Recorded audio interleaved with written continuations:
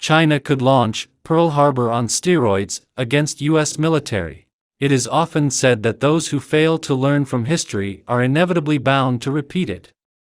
On Friday, Fox Business host Neil Cavuto pondered whether the United States could stumble into a war with China, rather than Russia, and face another Pearl Harbor moment, one that could even eclipse the 9/11 attacks nearly 21 years ago.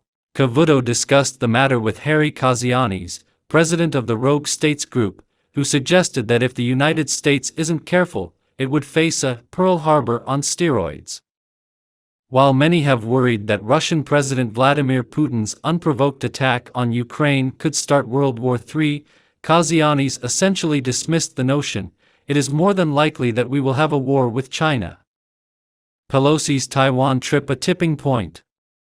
It could be argued that the United States is very much in a Cold War 2.0 with both Russia and China, but with Moscow tied up in a quagmire that is Ukraine, Moscow won't likely be flexing its muscles on the world stage. However, the situation with Beijing is very different.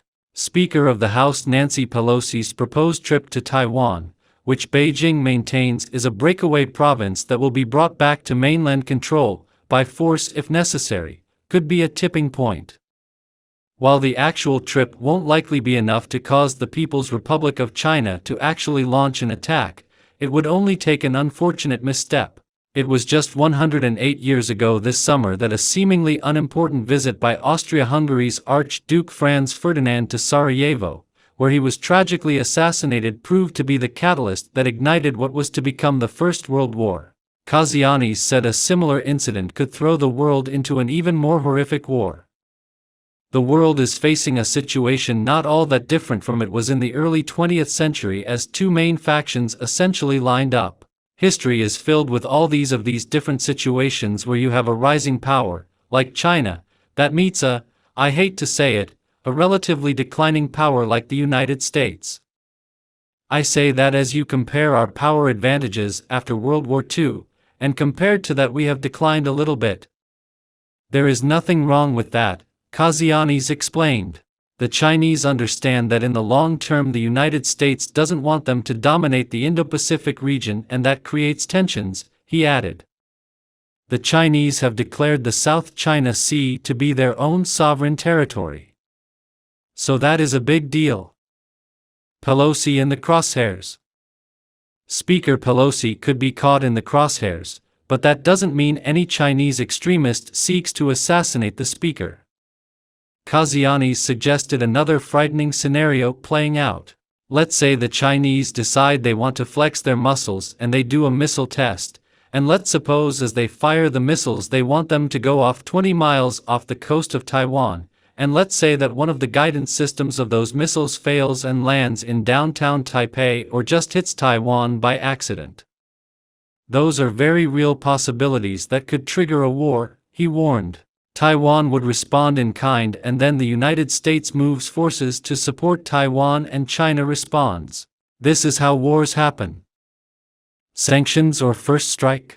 Fox Business Neil Cavuto further pondered whether Beijing might be deterred from launching an attack out of fears that China could face similar sanctions to those that have been imposed on Russia. While that indeed has been suggested, the fact remains that China may consider all possibilities, including whether it could quickly defeat America in a first strike. If you look at the structure of the Chinese military, said Kazianis, what they have done is build it up for powerful first strike capability.